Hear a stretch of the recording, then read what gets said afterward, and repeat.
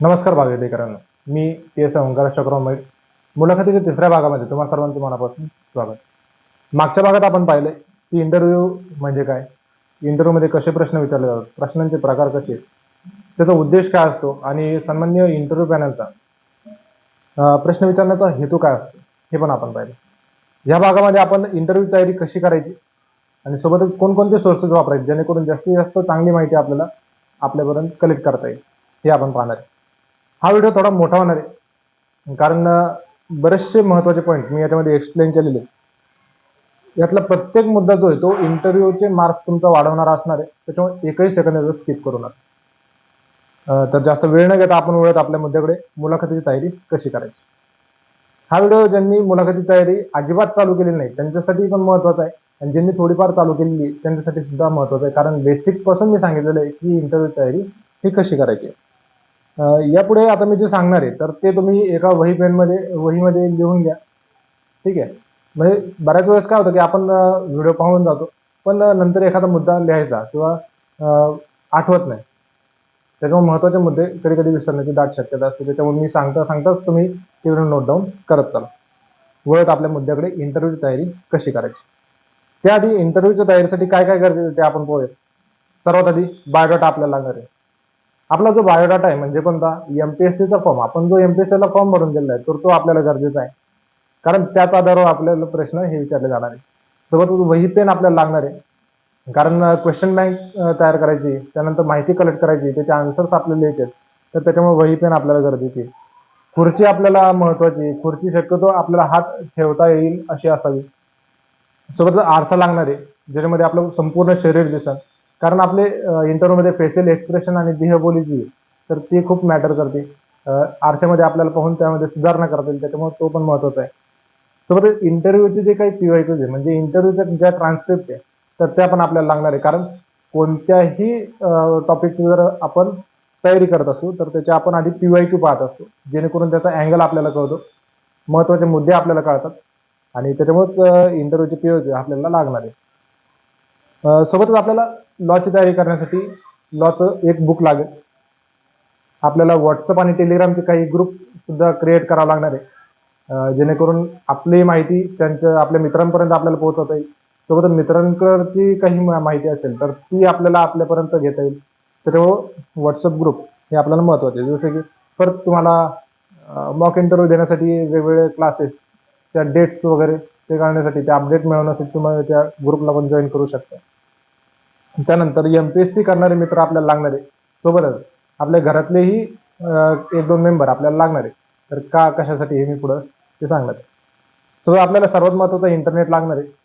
ठीक आहे, कारण गुगलला, युट्यूबला वेगवेगळ्या माहिती आपल्याला ऍडिशनल इन्फॉर्मेशन सर्च करायची आहे, तर त्याच्यामुळं इंटरनेट आपल्याला लागणार आहे.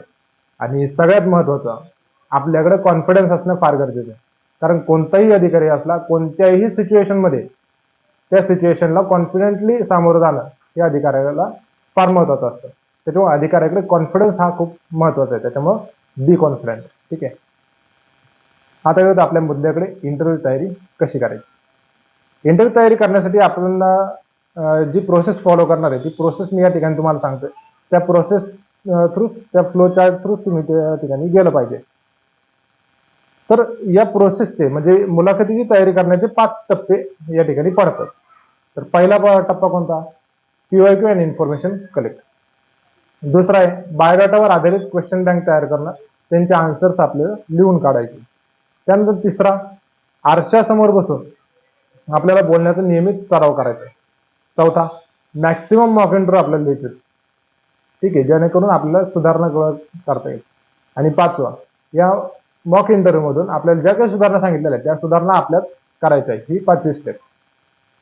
म्हणजे फ्लो चार्ट कसा झाला, हे टप्पे, मुलाखतीचे टप्पे कसे झाले. 1, PYQ and information collect. 2, question bank and their answers. 3, आरशासमोर बसून बोलण्याचा नियमित सराव. 4, मॅक्सिमम मॉक इंटरव्ह्यू. आणि 5, आपल्यात करण्यात येणाऱ्या सुधारणा. असे 5 टप्पे इंटरव्ह्यूचे आपल्याकडे आहेत. एक नेहमी लक्षात ठेवा, आदरणीय मनोहर बोळे सर जे तर त्यांचे वाक्य आहेत की इंटरव्ह्यू ही समस्या नाहीये, तर ती आपल्यासाठी एक संधी आहे. आपण लाखांतून हजारांमध्ये आलेलो आहे आणि हजारातून आता शेकड्यामध्ये जाणार आहे. त्याच्यामुळे अधिकारी बनण्याचं आपल्याकडे कॅलिबर ते आहे. आणि सन्माननीय जे इंटरव्ह्यू पॅनल जे तर ते आपलं त्या ठिकाणी रिजेक्शन करायला नाही बसले, तर ते आपलं सिलेक्शन करायला बसलेले. त्याच्यामुळं बी कॉन्फिडंट. ठीक आहे. आता वळूयात आपल्या पहिल्या टप्प्याकडे, पीवायक्यू आणि इन्फॉर्मेशन कलेक्ट. सगळ्यात आधी काय करायचंय, पीवायक्यू आपण कोणतं पण टॉपिक चालू करायचं असलं तर आपण त्याचे पीवायक्यू पाहत असतो. तर त्याच्यामुळे आपल्याला काय होतं, आपल्याला मुद्दे कळतात, महत्वाचे मुद्दे कळतात, आपल्याला प्रश्नाचा अँगल कळतो आणि इंटरव्ह्यूचे प्रश्न कशा प्रकारे विचारले जातात. ठीक आहे. तर ते पण आपल्याला त्यातून कळतं. त्याच्यामुळे इंटरव्ह्यूचे पीवायक्यू म्हणजे इंटरव्ह्यूचे ज्या ट्रान्सक्रिप्ट असतात ते आपल्याला पाहणं गरजेचं आहे. तर या ट्रान्सक्रिप्ट कुठे मिळणार, तर एमपीएससी इंटरव्ह्यू नावाचं एक टेलिग्राम चॅनल आहे. तर त्याच्यावर राज्यसेवेचे असतील किंवा पीवायक्यू पीएसआयचे असतील तर त्यांचे देखील पीवायक्यू त्या ठिकाणी अवेलेबल आहे. आता बायोडाटा म्हणजे काय, तर बायोडाटा पाहिलं की एमपीएससीचा जो फॉर्म आहे तोच आपला बायोडाटा आहे. तर त्याची प्रिंट मारून घ्यायची आहे. आपल्याला ते सन्माननीय इंटरव्ह्यू पॅनल ओळखतात का, तर नाही. मग जो एमपीएससीचा फॉर्म आपण भरून दिलेला आहे त्या एमपीएससीच्या फॉर्मच्या आधारे ते आपल्याला क्वेश्चन हे विचारतात आणि त्याच आधारावर आपल्याला तयारी करायची. मग एमपीएससी फॉर्म मध्ये आपण जे आपलं नाव वगैरे टाकलंय तर ते त्यांना दिसतं का, तर नाही. एमपीएससीने टोकन पद्धत चालू केलेली, त्याच्यामुळे आपलं जे नाव आहे, धर्म आहे, जात आहे ही त्यांना दिसत नाही. त्याच्यामुळे एक पारदर्शक व्यवस्था ही तयार झालेली आहे. आता आपण आपलं इन्फॉर्मेशन कलेक्ट करायची. जो आपलं एमपीएससीचे फॉर्म भरले, एमपीएससी जो फॉर्म भरलेला आहे त्याच्यावर वेगवेगळे मुद्दे आपण भरून दिलेले आणि त्या मुद्द्यांच्या आधारावर आपल्याला इन्फॉर्मेशन कलेक्ट करायची. तर आपल्याला आपल्या बायोडाटा मधल्या 12 मुद्द्यांची तयारी करायची. तर ते 12 मुद्दे कोणकोणते, सगळ्यात आधी आपण आपल्याला स्वतःला किती ओळखतो ते महत्वाचं. दुसरा, जिल्हा. 3, शिक्षण. 4, छंद आवड. 5, वडिलांचा व्यवसाय किंवा तुमची पार्श्वभूमी जर शेतीची जर असेल तर शेती. 6, एक्स्ट्रा ऍक्टिव्हिटीज. 7, नोकरी. 8, कायदे आणि केस स्टडी. 9, पोलीस प्रशासन. आणि 10, करंट अफेअर. त्यानंतर 11वा मुद्दा आहे महिलांसंबंधित गुन्हे आणि त्यासंबंधी महत्वाचे मुद्दे. आणि 12वा आहे आपला खेळाडू. या 12 मुद्द्यांवर आपल्याला तयारी करायची. तर सगळ्यात आधी पहिल्या मुद्द्यावर आपण जाऊया, आपण स्वतः. इंटरव्ह्यू म्हणजे आपण पाहिलं, इंटरव्ह्यू म्हणजे काय, तर ही एक व्यक्तिमत्व चाचणी असते. म्हणजे आपण आपल्या स्वतःला किती ओळखतो आणि आपण स्वतःला किती चांगल्या पद्धतीने त्या ठिकाणी रिप्रेझेंट करतो हे महत्वाचं आहे. त्याच्यामुळे सर्वात आधी अधिकाऱ्याला आपल्या स्ट्रॉंग पॉईंट, वीक पॉईंट माहित पाहिजे. त्याच्यामुळे आपल्या स्वतःबद्दल आपल्याला माहिती असणं ही फार गरजेचं आहे. स्वतःबद्दल सांगा, तुमची नाव न सांगता ओळख करून द्या, असे तुम्हाला क्वेश्चन विचारले जाणार आहे. ठीक आहे. त्यासाठी सुद्धा तुम्हाला प्रिपेअर व्हायचंय. सोबतच तुमचे 5 पॉझिटिव्ह पॉईंट सांगा, 5 निगेटिव्ह पॉईंट सांगा, हे पण तुम्हाला विचारलं जाणार आहे. त्यानंतर तुमचं जे तुम्ही सांगता की माझ्यामध्ये हा गुण आहे, तो गुण आहे, तर ते म्हणतील की ह्या गुणाचं उदाहरण देऊन सांगा. समजा तुम्ही म्हणले की मी धाडसी आहे, तर ते म्हणू शकतील की तुमच्या धाडसाचं एखादं उदाहरण द्या, तुमच्या जीवनात घडलेलं एका धाडसाचं उदाहरण द्या. त्याच्यामुळे तुमच्यात जे प्रामाणिकपणे जे गुण आहेत तर ते तुम्ही सांगणं कधी पण बेस्ट राहील. सोबत पीएसआय म्हणून तुमची निवड का करावी, तुमच्यामध्ये तुम्ही कधी लिडरशिप केलेली आहे का. ठीक आहे. तुमचे आदर्श कोण आहे, कौटुंबिक पार्श्वभूमीबद्दल बरेचसे प्रश्न त्यावेळेस विचारले जातात. परत तुम्हाला पीएसआयच का व्हायचंय हा पण प्रश्न विचारला जातो. आणि अशा सर्व प्रश्नांची उत्तरे कशी द्यायची, काय द्यायची, तर हे आपण 5व्या भागामध्ये पाहणार आहे. हा आपला 3रा भाग चालू आहे. 4था भाग हा देहबोली संबंधी असेल आणि 5वा भाग जो आहे तर तो प्रश्नांसंबंधी असेल, प्रश्नांची उत्तर कशी द्यायची या संबंधी असेल. ठीक आहे. आपण स्वतःबद्दल सांगितलं. त्यानंतर आता दुसरा मुद्दा आहे आपला जिल्हा. आपलं गाव, तालुका, जिल्हा याबद्दल आपल्याला माहिती असणं फार गरजेचं आहे. त्यातून आपला जो जनरल अवेअरनेस आहे तो त्या ठिकाणी कळून येतो. तसंच आपण जर दुसऱ्या जिल्ह्यात जर शिक्षण घेतलं असेल, समजा एखादा नगर जिल्ह्याचा आहे आणि त्याने जर पुण्यामध्ये शिक्षण घेतलं असेल किंवा पुण्यामध्ये एमपीएससीची तयारी जर करत असेल तर त्याने पुण्याबद्दल सुद्धा माहिती काढून ठेवणं हे गरजेचं आहे. का बरं, कारण ह्या वर्षी मुलांना ज्यांचा प्रॉपर जिल्हा पुणे नाहीये पण जे एमपीएससीची तयारी करण्यासाठी पुण्यामध्ये किंवा ज्यांचं शिक्षण, कॉलेजचं शिक्षण असेल, शालेय शिक्षण असेल, ते जर पुण्यामध्ये झालं असेल तर त्यांना पुण्याबद्दल माहिती ही यावेळेस विचारलेली, गणेश खिंड वगैरे प्रश्न त्यांना विचारण्यात आलेले. तुमचे जर कोणी मित्र असेल नक्की विचारून घ्या. आणि त्याच्यामुळे त्या जिल्ह्याबद्दल माहिती काढणं गरजेचं आहे. तर आपल्या जिल्ह्याविषयी माहिती असणं म्हणजे नेमकं काय करायचं, ठीक आहे, आपण म्हणू की जिल्ह्याची माहिती काढायची, मग जिल्ह्याची कोणती माहिती काढायची का, तर नाही. तर याचे 10 पैलू आहेत. जिल्ह्याची माहिती काढायचे 10 पैलू आहेत. कोणकोणते?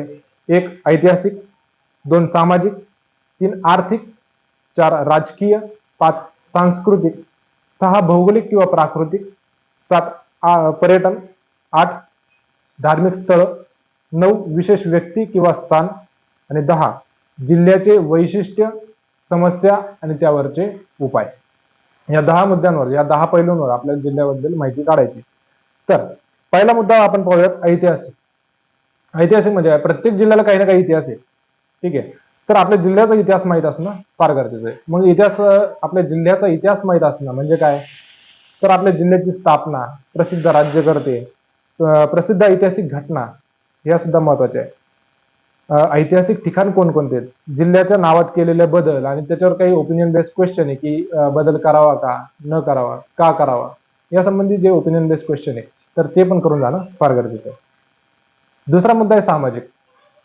सामाजिक मध्ये काय येतं की लोकसंख्या, लोकसंख्येबद्दलचे जे सर्व मुद्दे आहेत आपले, जसं की लिंग गुणोत्तर असेल, बाललिंग गुणोत्तर असेल, साक्षरता असेल, हे स्त्रियांचं, पुरुषांचं, लोकसंख्या किती, हे सर्व जे मुद्दे आहेत लोकसंख्येबाबत ते या घटकामध्ये येतात. त्याच्यावर ओपिनियन बेस्ड क्वेश्चन विचारले जाऊ शकतात. समजा बाललिंग गुणोत्तर तुमचं कमी का बरं आहे, म्हणजे बीड जिल्ह्याला विचारू शकतात किंवा रत्नागिरीला विचारू शकतात तुमचं लिंग गुणोत्तर, तुमच्या जिल्ह्याचं लिंग गुणोत्तर हे जास्त का बरं आहे, किंवा मुंबईवाल्यांना विचारू शकतात घनता का बरं जास्त आहे. ठीक आहे, असे ओपिनियन बेस्ड क्वेश्चन विचारले जाऊ शकतात. त्यानंतर साक्षरता, नंदुरबारला विचारू साक्षरता कमी आहे, मग त्याच्यावर काय उपाय केले पाहिजे, असे वेगवेगळे क्वेश्चन, ओपिनियन बेस्ड क्वेश्चन त्या ठिकाणी विचारले जाऊ शकतात. हे झाला सामाजिक. तिसरा आपला पैलू आहे आर्थिक. जिल्ह्याची अर्थव्यवस्था मेनली ज्याच्यावर अवलंबून आहे तर तो भाग येतो आपला आर्थिक. म्हणजे समजा प्रमुख पिकं असतील किंवा प्रमुख उद्योग असतील, प्रसिद्ध व्यवसाय असतील, सोबतच जिल्ह्यातील काही प्रोडक्टना GI टॅग मिळालेले असतात तर त्याबद्दल माहिती काढून ठेवा. जिल्ह्यातली शेती, जलसिंचनाच्या सोयी, सोबत कोणतं जलसिंचन मोठ्या प्रमाणात होत आहे तर या संबंधी माहिती काढून घेणं फार गरजेचं आहे. आणि त्याच्यावर ओपिनियन बेस्ड क्वेश्चन की हाच जो उद्योग आहे तर हा या ठिकाणी का बरं चांगला चालतोय, किंवा एखादं समजा पीक आहे, संत्री असेल, मोसंबी असेल किंवा केळी असतील, तर ही याच भागात का बरं पिकवली जाते, तर याचे समजा दुसरीकडे का बरं होत नाही त्याचं चांगलं उत्पादन, हे पण विचारलं जाऊ शकतं. त्यानंतर चौथा मुद्दा आहे आपला राजकीय. राजकीयमध्ये काय, ग्रामपंचायत, पंचायत समित्या, जिल्हा परिषद यांचे जे पदाधिकारी आहे तर ते कोण कोण आहेत हे काढून ठेवा. तुमच्या जिल्ह्यातले जे आमदार खासदार आहेत ते कोण आहे, किती संख्येने, तर हे पण पाहून ठेवा. तसेच वित्त आयोगातून तुमच्या गावाकडे सध्या कोणती कामं झालेली आहे हे पाहून घेणं फार गरजेचं आहे. कारण ह्या वेळेस बऱ्याच मुलांना प्रश्न विचारलेले की वित्त आयोगातून तुमच्या गावाकडे सध्या कोणती कामं चालू आहे किंवा कोणती कामं झालेली, त्याच्यावर ते पण पाहून घेणं गरजेचं आहे. आणि सोबतच सध्या गावाकडे किंवा तुमच्या जिल्ह्याकडे कोणते महत्वाचे राजकीय घडामोडी आता सध्या चालू आहे तर ते पण पाहून घ्या आणि त्याबद्दल माहिती असणं फार गरजेचं आहे. त्याने एक जनरल अवेअरनेस आपल्याला त्यांना कळत असते की मुलांमध्ये जनरल अवेअरनेस किती आहे. त्यानंतर पाचवा आपला पैलू आहे सांस्कृतिक. जिल्ह्यातील जे सांस्कृतिक वैशिष्ट्य आहे तर त्याबद्दल या पैलूमध्ये माहिती काढणं गरजेचं. जसं की समजा एखाद्या गोष्टीतून त्या जिल्ह्याची संस्कृती कळत असेल, समजा वारली पेंटिंग असेल किंवा वेगवेगळे उत्सव असतील, यात्रा असतील, तर ते या सांस्कृतिक मध्ये येऊन जातात. 6वा पॉईंट आहे भौगोलिक. भौगोलिक मध्ये कसं आहे, जिल्ह्याचं स्थान म्हणजे जे जे अक्षांश असतील, रेखांश असतील, सोबतच क्षेत्रफळ किती चौरस किलोमीटर क्षेत्र आहे ते पण करून जाणं फार गरजेचं आहे. आणि नद्या असतील, सरोवर असतील, सर्व प्राकृतिक रचना, डोंगर, दऱ्या हे करून जाणं गरजेचं आहे. आणि सोबतच आणि त्याचे आपल्या भागावर झालेले चांगले परिणाम, वाईट परिणाम, जसं की काही डोंगरांगामुळे अवर्षणग्रस्त पट्टा निर्माण झालेला आहे किंवा डोंगर आपल्या नद्यांमुळे सुपीक जो प्रदेश आहे तो निर्माण झालेला आहे. त्यानंतर नदी जोड प्रकल्प असेल, पाणी फाउंडेशनचं काम असेल, तर ते पण पाहून जाणं गरजेचं आहे. त्यानंतर 7वा मुद्दा आहे पर्यटन. पर्यटनासाठी महत्वाचे असलेले जिल्ह्यातील जे काही पर्यटन स्थळ आहे, महत्वाचे ठिकाण आहे, तर त्या संबंधी माहिती ही केली पाहिजे. त्यांचे वैशिष्ट्य काय काय हे पण केले पाहिजे. त्यानंतर 8वा मुद्दा आहे धार्मिक. तुमच्या जिल्ह्यामध्ये धार्मिक दृष्ट्या महत्वाची जी तीर्थक्षेत्र आहे त्यांचा इतिहास आणि त्यांचे जे वैशिष्ट्य आहे ते पाहून घ्या, त्याबद्दल माहिती काढा. आणि जिल्ह्यातले जे प्रसिद्ध यात्रा उत्सव आहे त्याबद्दल पण आपण माहिती काढलीच. 9वा पॉईंट आहे विशेष व्यक्ती स्थान. जे पुरस्कार प्राप्त व्यक्ती आहे किंवा नावाजलेल्या ज्या जिल्ह्यातील ऍक्टर असतील किंवा संत असतील, जे होऊन गेलेले प्रसिद्ध संत असतील, तर त्यांची समाधी असेल, जन्म असेल, त्या संबंधी माहिती काढा. जिल्ह्यातले असे काही एखादं स्थान असेल जे युनिक आहे, जसं की लोणार सरोवर आहे, नगरचं रांजणखळगे हे युनिक आहे. तर कळसुबाई शिखर सर्वात उंच आहे, त्यानंतर सर्वात मोठे, सर्वात लहान, सर्वात लांब हे तुमच्या जिल्ह्यामध्ये जर असेल तर ते करणं महत्वाचं आहे. त्यानंतर 10वा सर्वात महत्वाचा पॉईंट, जो या सर्वांचा एक सार आहे, तर तो आहे जिल्ह्याचं वैशिष्ट्य, समस्या आणि त्याच्यावरचे उपाय. ऐतिहासिक, सामाजिक, आर्थिक, भौगोलिक, पर्यटन, सांस्कृतिक, धार्मिक, विशेष व्यक्ती या पैलूंवर आधारित तुम्ही वैशिष्ट्य जे तर ते तुम्ही टाकू शकता. तुम्हाला जर विचारलं की तुमच्या जिल्ह्याचे वैशिष्ट्य सांगा, 5 वैशिष्ट्य सांगा, तर ह्या जे आपण पैलू काढलेले तर त्यातला प्रत्येक एक पैलू घेऊन तुम्हाला उत्तर ते तयार करायचं आहे. फक्त याच्यामध्ये वैशिष्ट्यामध्ये राजकीय जो मुद्दा आहे तर तो बाजूला ठेवायचा आणि बाकीचे जे काही वैशिष्ट्य आहे तर ते घेऊन तुम्हाला तुमचं उत्तर जे तर फ्रेम करायचंय.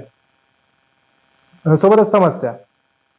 समस्यामध्ये काय येईल की तुमची जे आता आपण जी काही माहिती काढली, हे वरचे जे काही पैलू काढले तर त्या पैलूमधून जे काही निगेटिव्ह मुद्दे तुम्हाला दिसतील तर ते तुमच्या समस्या असेल. जसं की तुमच्या जिल्ह्यामध्ये पायाभूत सुविधांची कमतरता असेल, ठीक आहे, साक्षरता कमी असेल, लिंग गुणोत्तर कमी असेल, हे झाले निगेटिव्ह पॉईंट. आणि समस्या म्हणजे काय, ते जे निगेटिव्ह पॉईंट आहे तर त्यांनाच उलट करून ते तुम्हाला उपाय असेल. जसं की लिंग गुणोत्तर जर कमी असेल तर आम्ही जास्तीत जास्त अवेअरनेस सरकारने या ठिकाणी घडवून आणला पाहिजे. त्यानंतर समजा साक्षरता कमी आहे तर साक्षरतेसंबंधी जागरूकता घडवून आणली पाहिजे. हे असे उपाय पण तुम्हाला त्यावेळेस सांगता येतील. सरकारच्या काही योजना असतील तर ते सांगितले गेल्या. त्यानंतर आता हा जो आहे तो दुसरा आपला मुद्दा झाला जिल्हा. जिल्ह्यामध्ये जिल्ह्याची जी माहिती आहे, जो सोर्स आहे तर तो कोणता असेल, तर जिल्ह्याचं जे एक बाजारामध्ये बुक मिळतं, कोणताही जिल्हा असेल तर त्या जिल्ह्याचं एक बुक बाजारामध्ये मिळतं. तसंच गुगलवर गेलं तर तुमच्या जिल्ह्याचं नाव टाका, .nic.in जर टाकलं तर तुमच्या जिल्ह्याची संपूर्ण माहिती गुगलला अवेलेबल आहे. तर शासनाचे वेगवेगळे वेबसाईट आहे तर त्या वेबसाईटच्या ठिकाणी जाऊन तसा डाटा तुमच्या जिल्ह्याचा कलेक्ट करा. एक ऑथोराइज जो डाटा आहे तर तो पण कलेक्ट करा, जेणेकरून तुम्हाला फॅक्ट मांडता येतील आणि तुमचं उत्तर जे आहे ते अधिक शुअरली तुम्हाला त्या ठिकाणी मांडता येईल. त्यानंतर तिसरा आता मुद्द्याकडे वळूया आपण, शिक्षण. आपलं जे ग्रॅज्युएशन झालं असेल तर त्याचे बेसिक कन्सेप्ट करून जाणं फार गरजेचं आहे. कारण कसं असतं, आपण 3 ते 4 वर्ष आपल्या ग्रॅज्युएशनला दिलेली, त्याच्यामुळं ते 3 ते 4 वर्षात आपले बेसिक कन्सेप्ट ह्या क्लिअर असणं फार गरजेचं आहे. किमान त्यांना अपेक्षा तरी असते की यांच्या बेसिक कन्सेप्ट तरी क्लिअर असावे. आपलं टार्गेट जे आहे ते 30+ आहे, ठीक आहे. त्याच्यामुळे आपण यांना रिव्हिजन देणार आहे. शिक्षणाचा जो मुद्दा आहे तर आपलं जे ग्रॅज्युएशन झालंय त्यांना आपण रिव्हिजन देणार आहे. आपण असं म्हणू शकतो की सॉरी सर, मला आता गॅप झालेला आहे तर मला या संबंधी जास्त आठवत नाहीये, ठीक आहे, हे आपण सांगू शकतो. पण आपलं टार्गेट हे 30+ आहे, त्याच्यामुळे ग्रॅज्युएशनचा जो मुद्दा आहे तर त्याला सुद्धा एकदा रिव्हिजन करून घेणं फार गरजेचं आहे. समजा तुमचं BA वगैरे जर झालं असेल तर ते BA चे जे सब्जेक्ट आहे तर तेच MPSCच्या सिलेबसमध्ये ओव्हरलॅप झालेले, त्याच्यामुळे आपल्या MPSCचे सिलेबस जर एकदा रिव्हिजन करून घेतला तर वेल अँड गुड. आणि सोबत जे टेक्निकल विषय आहेत, समजा इंजिनिअरिंग वगैरे असेल तर त्यांनी बेसिक कन्सेप्ट तरी करून ठेवाच, असं माझं प्रामाणिक मत आहे. यासोबतच तुम्ही राज्यशास्त्रामधील काही महत्वाचे मुद्दे करून जाऊ शकता, जसे की मूलभूत हक्क असतील, कर्तव्य असतील, तत्व असतील तर ते करून ठेवा. घटना निर्मिती असेल, राष्ट्रपती राज्यपाल असतील, पंतप्रधान, त्यांचं मंत्रिमंडळ, मुख्यमंत्री, सुप्रीम कोर्ट, उच्च न्यायालय, हे करून ठेवा. सोबतच मला यावेळेस पंचायत राजवरही मला सुद्धा पंचायत राजवर प्रश्न हे विचारलेले आहेत. पंचायत राज, त्यांच्या समित्या यावर प्रश्न विचारले, त्याच्यामुळे ह्या जो GSचा पार्ट आहे तर तो पण करून ठेवा. भूगोलचे काही कन्सेप्ट जे आहेत तर त्या क्लिअर करून घ्या. ज्या बेसिक कन्सेप्ट तरी आपल्या GSच्या पक्क्या पाहिजे, कारण आपल्या इंटरव्ह्यूचा जो स्कोर आहे तो आपल्याला 30+ घेऊन जायचा आहे, त्याच्यामुळे महत्वाचं. त्यानंतर तुम्हाला शिक्षणावर असाही देखील प्रश्न विचारला जाऊ शकतो, की तुम्हाला 10वी पेक्षा 12वी स्कोर का बरं कमी आला? ठीक आहे. तुम्ही हीच शाखा का बरं निवडली? तुम्ही कला शाखा का निवडली? सायन्स का निवडली? तुम्ही कॉमर्स का निवडली? हे पण तुम्हाला विचारलं जाऊ शकतं. सोबतच पदवीच्या ज्ञानाचा प्रशासनामध्ये काय उपयोग होणार आहे? हे पण तुम्हाला विचारलं जाणार आहे. त्याच्यामुळे त्याची पण तयारी करून ठेवा. या सगळ्या जे प्रश्न आहेत, तर त्यांची तयारी आणि त्यांचे उत्तर कसे करायचे, उत्तर कसे द्यायचे, तर हे आपण 5व्या भागामध्ये पाहणार आहे. 4थ्या भागात आपण देहबोलीचा घेणार आहे आणि 5व्या भागामध्ये याविषयी सविस्तर आपण पाहू. तर आता शिक्षणाचा जो पार्ट आहे, तर त्याचे जे सोर्सेस आहे, तर ते कोणते आहेत? आपले जीएसचे बुक. ठीक आहे. एमपीएससीचा जो सिलेबस आहे, त्याचे जे जीएसचे बुक आहे, तर ते आपल्याला करून जाणे. सोबतच आपले जे ग्रॅज्युएशनचे बुक्स आहेत, तर त्याला एकदा रिव्हिजन देऊन ठेवा. एक बेसिक कन्सेप्ट त्याच्या क्लिअर करून घ्या. आणि आपल्या ग्रॅज्युएशन आधारित कसे इंटरव्ह्यूला क्वेश्चन विचारले जातात ते, किंवा त्यांचा फ्लो कसा आहे, महत्वाचे मुद्दे कोणकोणते विचारले जातात ते, तर ते एकदा इंटरव्ह्यू ट्रान्सक्रिप्ट मध्ये पाहून घ्या. त्यानंतर 4था मुद्दा आहे छंद, आवड आणि मोकळ्या वेळेत तुम्ही काय करता. बरं, तुम्हाला एक विचारू की तुम्हाला छंद कोणता आहे सांगा. बऱ्याच जणांना छंदच नाही. बरं ठीक आहे, तुम्हाला छंद नाही पण आवड तरी असेल काहीतरी. कोणाला गाणी म्हणण्याची असेल, काहींना व्यायाम करण्याची असेल. ठीक आहे. बरं, तुम्हाला आवड आहे. ठीक.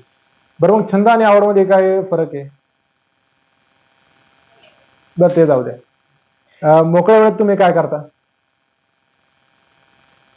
त्याचं उत्तर तुम्हाला काढून घेणं गरजेचं आहे. असंच माझ्यासोबत झालं होतं. 2019चा जो इंटरव्ह्यू आहे पी-एस-आयचा, तर त्यावेळेस मला विचारण्यात आलं होतं, की तुमचा छंद कोणता आहे? तर त्यावेळेस मी प्रामाणिकपणे सांगितलं, की "सॉरी सर, माझा कोणताही छंद नाही." मग त्यावेळेस सन्माननीय सरांनी मला विचारलं, की "तुम्हाला मग छंद नाही तर काहीतरी आवड तरी असेल?" त्यावेळेस मी सरांना म्हणलं, की "हो सर, मला व्यायाम करायची आवड आहे." मग लगेच पुढून प्रश्न आला, की "मग मोकळ्या वेळेत तुम्ही काय करता?" सरांना म्हणलं, "सर, मी व्यायाम करतो." मग सर म्हणले, की "रात्रीच्या वेळेस समजा तुम्हाला मोकळा वेळ मिळाला, तर तुम्ही रात्री पण व्यायाम कराल का?" मग त्यावेळेस मी ब्लँक झालो. त्यामुळं मोकळ्या वेळेत काय करता? याचं उत्तर काढून घेणं गरजेचं आहे. ठीक आहे. याबद्दल तुम्ही माहिती काढा. जे सन्माननीय जे आय-पी-एस सर होते, त्यावेळेस आय-पी-एस सरांनी मला सांगितलं, की "तुम आप कुछ तो करते होंगे. मोबाईल देखते होगे किंवा टीव्ही वगैरे पाहत असताल." त्यावेळेस सरांना म्हणलं, "हो सर." ठीक आहे. मग त्यावेळेस मग ते ॲप कोणते वापरता?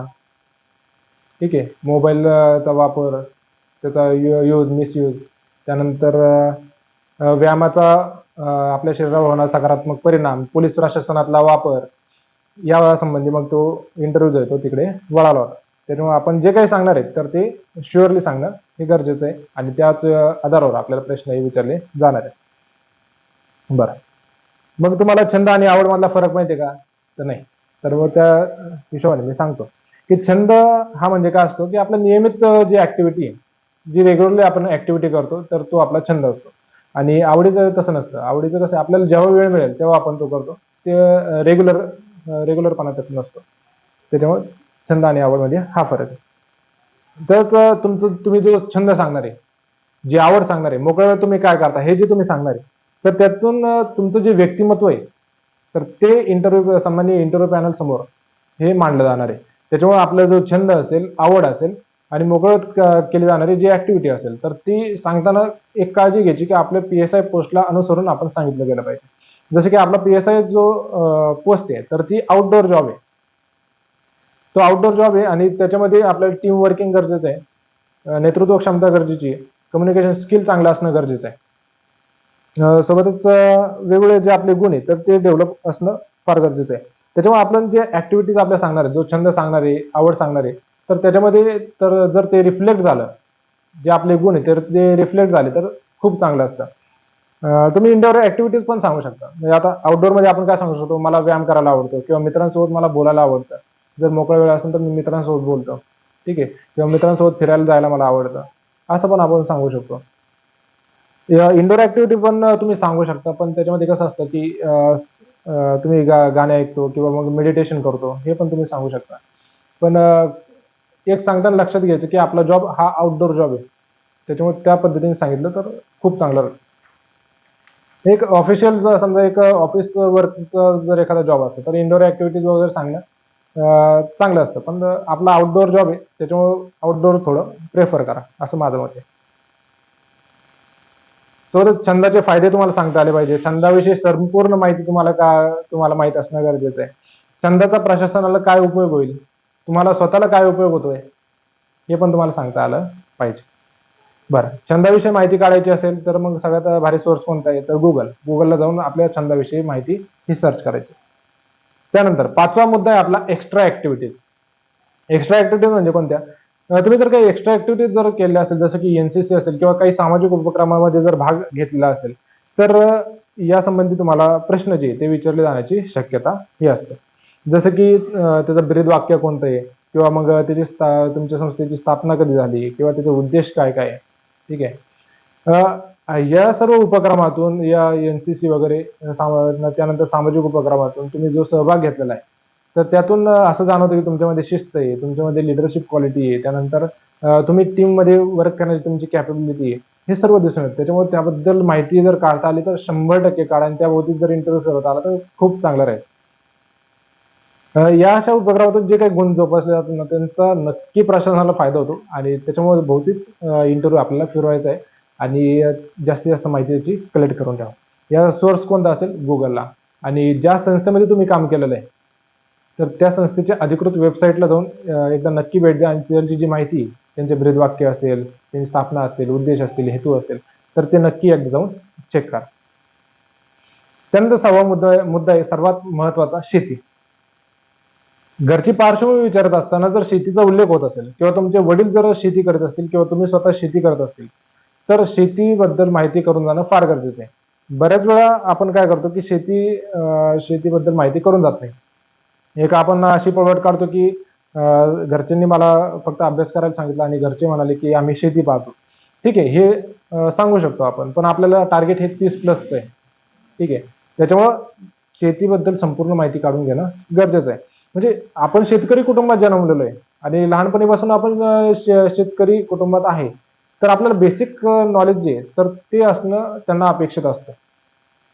त्याच्यामुळे तुमच्या शेतीमध्ये आता सध्या कोणतं पीक आहे, ठीक आहे, त्याचं उत्पादन किती आहे, उत्पन्न किती आहे, त्याचा कालावधी किती आहे ते करून जाणं गरजेचं आहे. समजा तुमच्याकडं ऊस असेल तर ऊस कोणत्या साखर कारखान्याला जातो, तुमच्या एरियामध्ये साखर कारखाने किती आहेत, तुम्ही त्याच साखर कारखान्याला ऊस का बरं देता, FRP म्हणजे काय, ठीक आहे, हे सर्व करून जाणं गरजेचं आहे.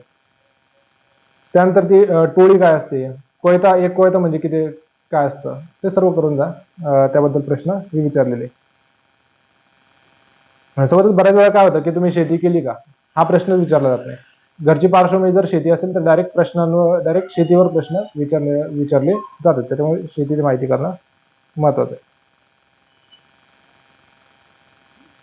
त्यानंतर खरीप रब्बी हंगामाची जी पिकं आहेत त्याबद्दल माहिती काढा. त्याबद्दल पण क्वेश्चन विचारले गेलेले आहे. बरं, याच्यामध्ये आता जो सोर्स आहे तर तो कोणता असणार आहे? सर्वात भारी सोर्स आपले वडील.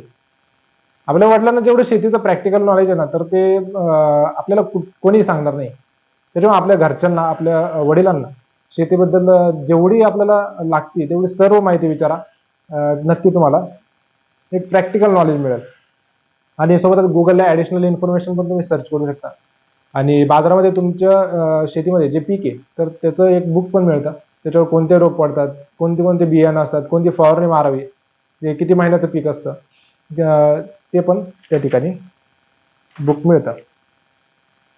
त्यानंतर आता 7वा मुद्दा आहे नोकरी. ठीक आहे, एमपीएससी उमेदवारांचे 3 प्रकार पडतात.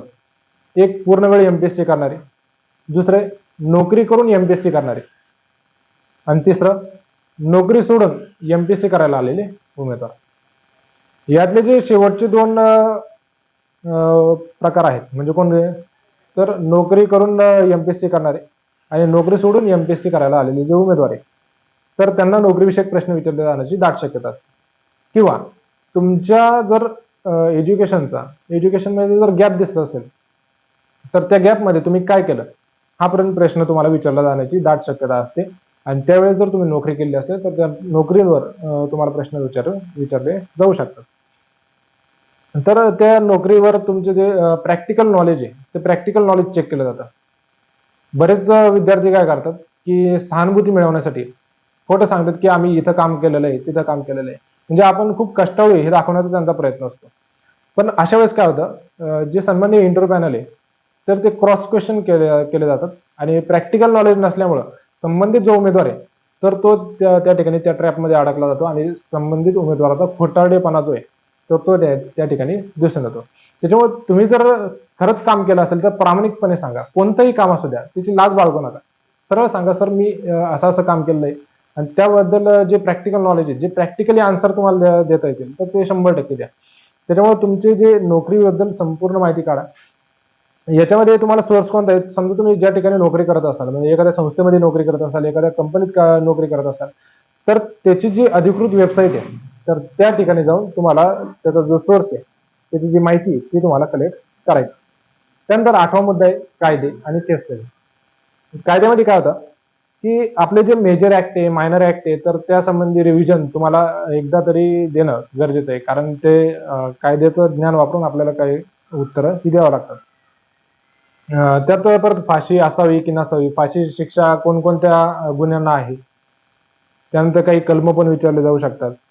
त्यानंतर सीआरपीसीच्या ज्या कन्सेप्ट आहेत त्या विचारल्या जातात, जसं की दखलपात्र असेल, अदखलपात्र असेल, तडीपारी असेल, ठीक आहे. समन्स वॉरंट मधला फरक असेल, समन्स केस असेल, वॉरंट केस असेल, त्यानंतर FIR असेल, फिर्याद असेल, यांतला फरक हे पण विचारले जातात. त्याच्यामुळे सीआरपीसीचे सर्व कन्सेप्ट करून ठेवा. डीएमचे अधिकार, एसपीचे अधिकार, सीपीचे अधिकार हे पण करून ठेवा. नंतर काही कायदे आहेत, जसं की मोक्का कायदा आहे, पॉस्को, त्यानंतर टाडा, पोट्टा, NDPS ऍक्ट आहे. हे पण कायद्याबद्दल माहिती हे करून ठेवा. या कायदे कधी चालू झाले, कधी बंद झाले, आता पण चालू आहेत का? त्यानंतर त्यातल्या महत्वाच्या ज्या तरतुदी होत्या किंवा महत्वाच्या तरतुदी आहेत, त्या पण करून जाणं गरजेचं आहे. याचा जो सोर्स आहे, तर तो सोर्स कोणता असेल? आपले जे लॉचे बुक आहे, तुम्ही जे लॉचं बुक वापरलं असेल, तर त्याला एकदा रिव्हिजन मारून जा. किशोर लवटे सरांचं बुक आहे, ज्ञानेश्वर पाटील सरांचं बुक आहे. सोबतच इतर जे कायदे म्हणजे ते सांगितले मोक्का, पॉस्को कायदा, टाडा, पोट्टा, NDPS असे वेगवेगळे जे ऍक्ट आहे, तर त्या कायद्यांसाठी गुगलवर दृष्टी IS हिंदी आहे, इंग्लिश आहे, हे दोन्ही पण वेबसाईट अवेलेबल आहे. त्याच्यामध्ये पॉइंट वाईज या कायद्यांची माहिती ही दिलेली आहे. त्यामुळे त्या साईटला एकदा नक्की भेट द्या. त्यानंतरचा मुद्दा केस स्टडी. केस स्टडीमध्ये काय केलं जातं, की वेगवेगळ्या सिच्युएशन तुम्हाला दिल्या जातात. त्या सिच्युएशन मध्ये तुम्ही कसे रिॲक्ट करताय हे पाहिलं जातं. बऱ्याच वेळेस तुम्हाला राग येईल, संताप येईल, पण त्या ठिकाणी तुम्हाला रिॲक्ट व्हायचं नाहीये. एक तुम्ही MPSC चे जे एक उमेदवार आहे किंवा तुम्ही अधिकारी आहात, या हिशोबाने तुम्हाला त्या ठिकाणी सिच्युएशनला सामोरे जाऊन तुम्हाला त्या ठिकाणी उत्तर द्यायचंय. त्यामुळे तुम्हाला तुमचं कायद्याचं ज्ञान वापरायचंय, व्यवहार ज्ञान वापरायचंय आणि SOPचं वापरायचंय. SOP म्हणजे काय? स्टँडर्ड ऑपरेटिंग प्रोसिजर जे आहेत, तर त्या फॉलो करून तुम्हाला उत्तर द्यायचंय. म्हणजे याच्यातून तुम्हाला तुमचं काय दिसतं, तुम्ही ती सिच्युएशन कशा पद्धतीने हँडल करू शकता, तुमची नेतृत्व क्षमता दिसून येते. सोबतच तुमची टीम वर्किंग जी आहे, ॲबिलिटी आहे, ती दिसून येते. सोबत तुमचा कॉन्फिडन्स पण चेक केला जातो. तुम्ही त्या निर्णयावर ठाम राहता का, हे पण पाहिलं जातं. आणि त्याच्यामुळं हे सगळं गुण चेक करण्यासाठी या केस स्टडी असतात.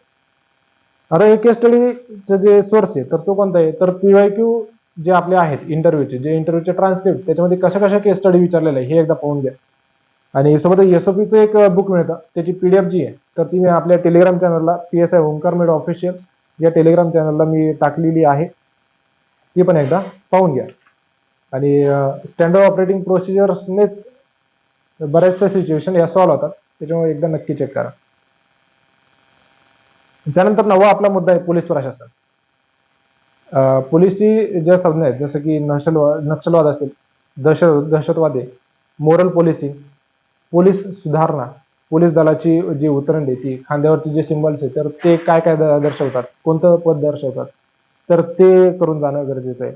सोबतच C60, फोर्स 1, निमलष्करी दल, SRPF, CRPF करून जाणं महत्वाचं आहे.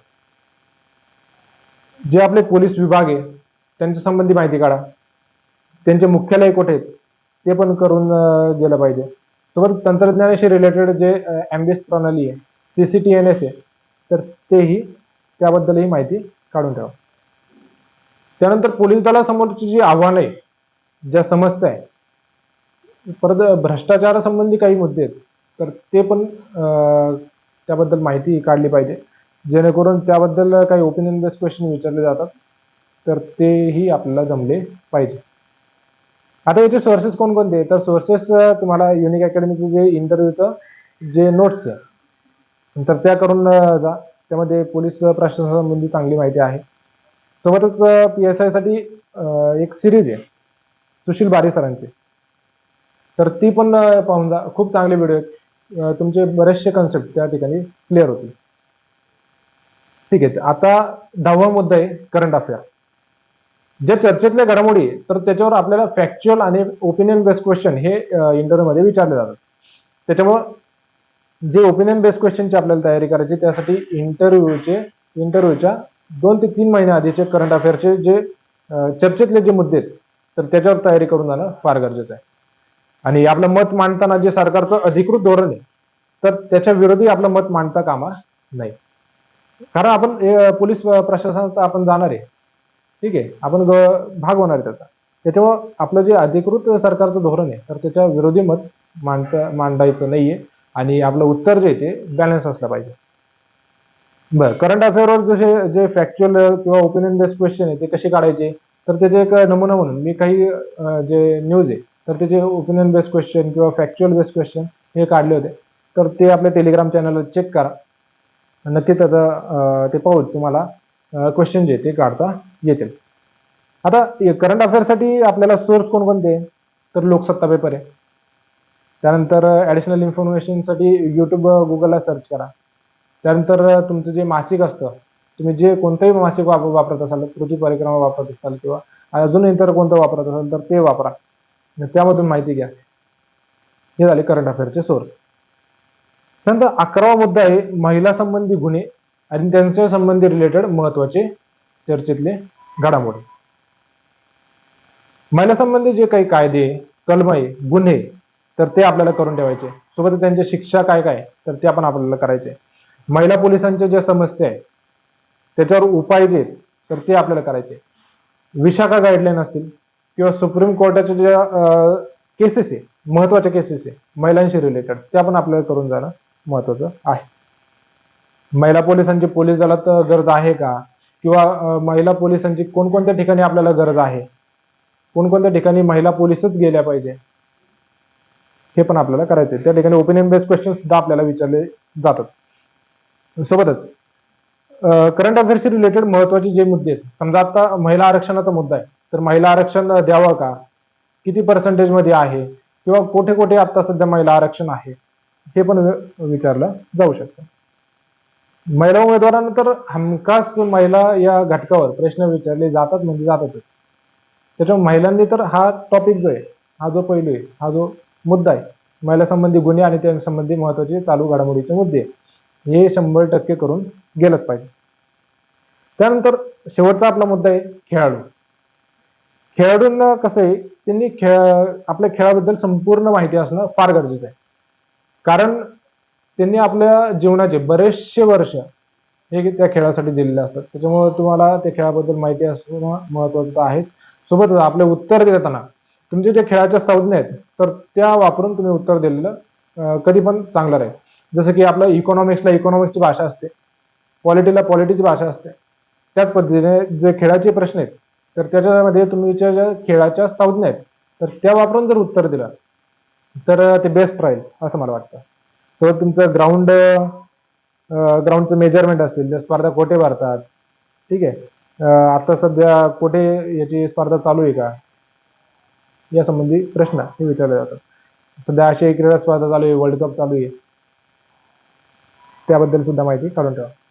याचे आता सोर्स कोणते, तर गुगलला तुम्हाला सर्च करावं लागेल तुमच्या खेळासंबंधी. आता तुम्ही एवढ्या दिवसापासून खेळत आहे त्याच्यामुळे तुम्हाला तर माहिती असणारच आहे, पण सोबतच गुगलला पण ऍडिशनल इन्फॉर्मेशन सर्च करा, किंवा तुमचं जो खेळ आहे तर ते खेळासंबंधी बुक बाजारामध्ये मिळतात, तर ते एकदा बुक नक्की रेफर करा असं मला वाटतं.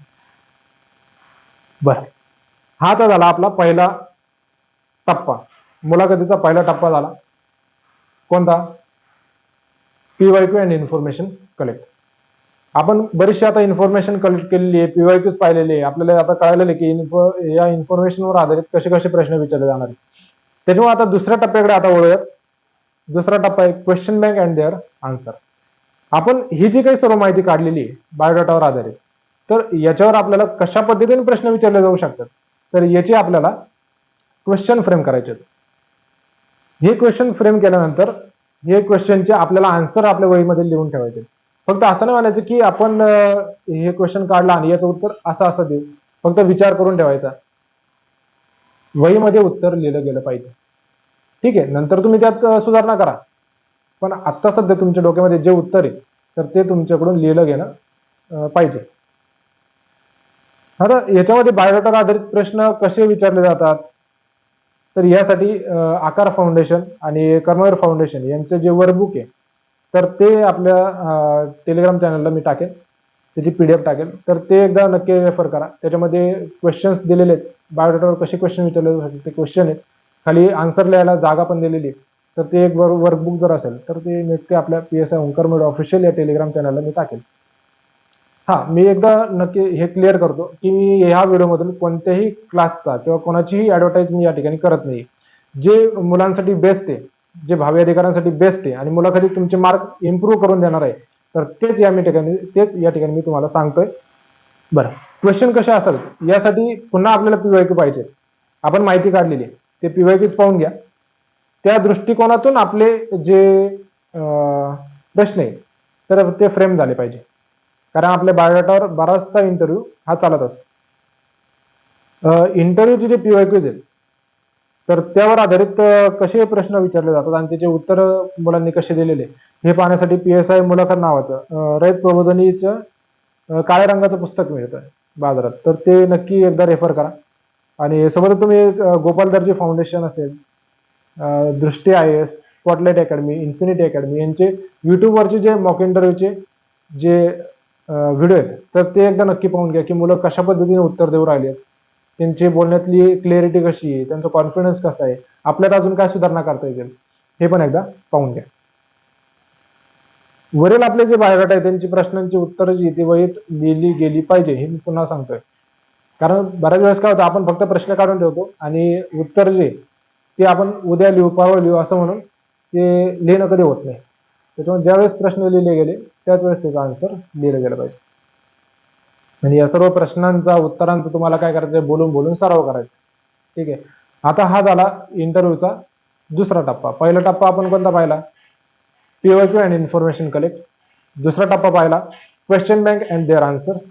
आता तिसऱ्या टप्प्याकडे आपण बोलूयात, आरशासमोर बसून बोलण्याचा नियमित सराव. हे काय करायचंय, तुम्ही आरशासमोर खुर्चीत बसून बोलायचं. जिला हात ठेवायला जागा आहे अशी खुर्ची जी ती घ्यायची. जो कपाटाचा आरसा आहे तर तो समोर ठेवायचा. ज्या आरसा असा पाहिजे की संपूर्ण शरीर आपलं दिसलं पाहिजे, आपली सगळी देहबोली दिसली पाहिजे, संपूर्ण फेशियल एक्सप्रेशन त्याच्यामध्ये दिसले पाहिजे, जेणेकरून आपल्याला त्यात आपल्यामध्ये सुधारणा करता येते. सुरुवातीला काय करायचं, आपली जी वहीमध्ये आपण क्वेश्चन आणि त्यांचे आन्सर्स लिहिले तर तेच आरशासमोर बसून बोलायचे. सुरुवातीला 5 मिनिटं बोला, 10 मिनिटं बोला, असं करत करत आपल्याला आपली जी बैठक आहे तर ती 40 मिनिटापर्यंत वाढवायची. त्याच्यामुळे कधी कधी ह्या वेळेस काय झालं की बऱ्याचशा मुलांना 20 मिनिटापर्यंत इंटरव्ह्यू चाललेले, 18 मिनिटं 20 मिनिटापर्यंत इंटरव्ह्यू काहींचे चाललेले. त्याच्यामुळे 40 मिनिटाची जर सवय असेल तर 20 मिनिटं आपल्याला काहीच नाही वाटणार. त्याच्यामुळे तयारी करताना ही एकदम स्ट्रॉंग करायची आपल्याला. आणि याच टप्प्यामध्ये आपण काय करायचंय, MPSC करणारे जे मित्र आहेत ते असतील किंवा आपले जे घरचे मेंबर आहेत तर त्यांना आपली वही द्या. ते आपण जे आन्सर लिहिले ते सांगा की या ठिकाणी मी आन्सर लिहिले, आणि ती वही देऊन आपल्याकडून ते प्रश्न त्यांना विचारायला लावा आणि तुम्ही उत्तर द्या. यातून काय होईल की समोर पॅनल मेंबर बसलेत असं कन्सिडर करून तुम्ही त्या ठिकाणी उत्तर दिलं पाहिजे, जेणेकरून तुमच्या बोलण्यातला जो सराव आहे, तुमची जी फ्लुएन्सी, तुमचा जो कॉन्फिडन्स आहे तो जास्तीत जास्त बिल्डअप होईल आणि तुम्हाला नक्की आता फायदा होईल. जेवढं जास्त बोलाल तेवढं जास्त सराव होणार आहे आणि स्पष्ट बोलण्याचा आपल्याला सराव करायचा. याच्यासाठी काय करायचं की आपला जो न्यूजपेपर आहे तर तो न्यूजपेपर मोठ्याने वाचायचा आहे, क्लिअर वाचायचा, खणखणीत आवाजात वाचायचा. कोणी काही म्हणू पण आपल्याला आपल्या सुधारणा करायच्या आहेत आणि न्यूजपेपर हा मोठ्याने वाचायचा आहे. वेगवेगळे जे इंटरव्ह्यूचे मुद्दे आहेत तर त्याच्यावर काय करायचं, आपले जे मित्र आहेत, आपले जे घरचे आहेत तर त्यांच्याशी डिस्कस करायचे. आपण एकाच अँगलने जर त्या याला पाहत असलो तर समोरच्याकडून आपल्याला दुसरा पण त्याचा अँगल कळतो आणि आपलं उत्तर त्या ठिकाणी सुधारणा करायचं. आणि असे मुद्दे घेताना आपल्याला सरकार विरोधी भूमिका मांडायची, म्हणजे सरकारचं जे अधिकृत धोरण आहे त्यालाच धरून आपल्याला भूमिका मांडायची आहे आणि उत्तर आपल्याला बॅलन्स ठेवायचं आहे. सरकार विरोधी भूमिका मांडायची नाही, हे मी पुन्हा सांगतोय. आन्सर बॅलन्स असला पाहिजे. असं होतं उत्तर देताना हे राज्यघटनेला अनुसरून देणं हे कधी पण चांगलं. उत्तरामध्ये कधी कधी काही फॅक्ट ऍड करा, जसं की काही कलम असतील किंवा काही आकडेवारी असतील, काही रिपोर्ट्स असतील, काही योजना असतील, तर त्या पण तुम्ही फॅक्ट म्हणून त्या आन्सरमध्ये तुम्ही टाकू शकता. त्याने काय होतं की आन्सरमध्ये एक शुअरिटी येते आणि तुमचं आन्सर हे खूप चांगलं होतं. पण याच्यामध्ये एक काळजी घेतली पाहिजे की आपण जे फॅक्ट मांडतोय तर त्या फॅक्टवर आपल्याला पूर्ण माहिती असणं गरजेचं आहे, कारण त्याच फॅक्टला आधारून समोरचा क्वेश्चन हा येणार असतो.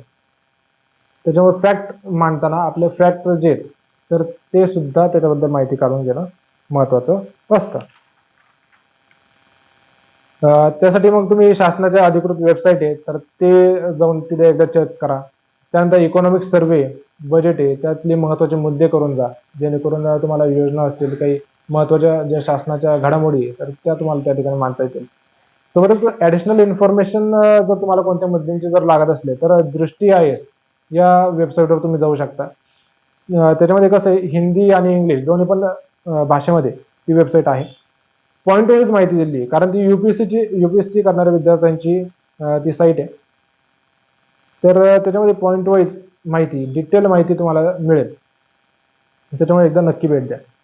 आणि सोबतच युट्यूबवर ऍडिशनल इन्फॉर्मेशनसाठी स्टडी IQ असेल, world affair, Abhi and new, Nitish Rajput, Rajya Sabha टीव्हीचे डिबेट्स, बोल बिडू, ध्रुव राठी यांचे युट्यूब चॅनल एकदा नक्की सर्च करा.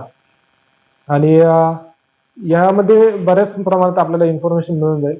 पण याच्यामध्ये काय आहे की आपलं मत बनवताना यांच्या हे सगळं व्हिडिओ पाहून आपलं मत आपल्याला बनवायचं आहे. आणि आपलं मत मांडताना सरकार विरोधी ते नसेल, सरकारच्या अधिकृत भूमिकेच्या विरोधी ते नसेल, याची काळजी आपल्याला घ्यायची. ते बॅलन्स असलं पाहिजे. कोणतीही टोकाची भूमिका आपल्याला घ्यायची नाहीये.